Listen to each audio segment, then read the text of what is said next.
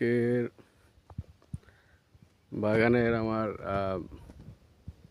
মাটির খোঁজ চলতেছে গাছের গোড়ায় মাটি প্লাস সার। তো এখন কি মাস চলে? এপ্রিল না বাইক না? এই যে মাটি গাছের গোড়ায় দেওয়া হইতেছে। এখন তো এপ্রিল মাস বড়ই খাওয়া শেষ হইলো, আবার কাটার পরে আবার নতুন ইয়া দিছে।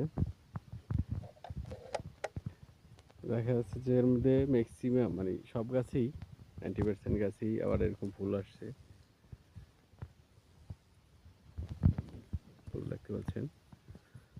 তো আসলে আমার পরামর্শ হলো, মানে পরামর্শ না, আমার জানতে চাওয়া যে আসলে এই সময় যদি ফুল আসে গাছে, আসলে এই ফুলগুলো রাখা যাবে কিনা, বা এতে আসলে ক্ষতি হবে কিনা, বা যখন বর্ষা হচ্ছে তো এখনো আসে নাই, আর এখনো মূল বড়ের সিজন না। সব গাছেই পর্যাপ্ত পরিমাণ ফুল আসছে, শুধু এই গাছে না। আর যেহেতু আমি আর একটু সার দিচ্ছি, মানে জৈব সার, রাসায়নিক সার ইউজ করতেছি না, দেখতে পাচ্ছেন যে সব গাছেই কিন্তু পর্যাপ্ত ফুল আসছে।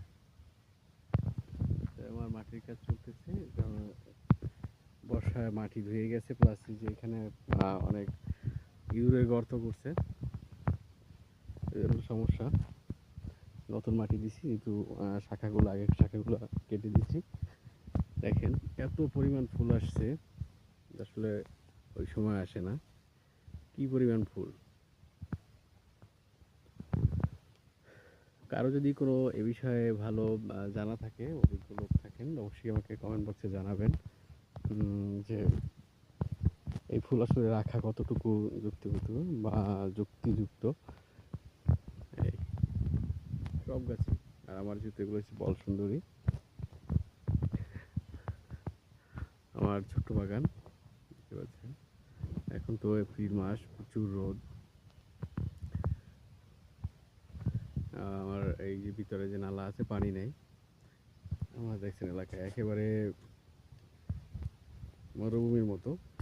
আমাদের এলাকা তো লবণাক্ত মাটি, শুধু বর্ষার সময় চাষাবাদ হয়। এক বড় ভাই আমার,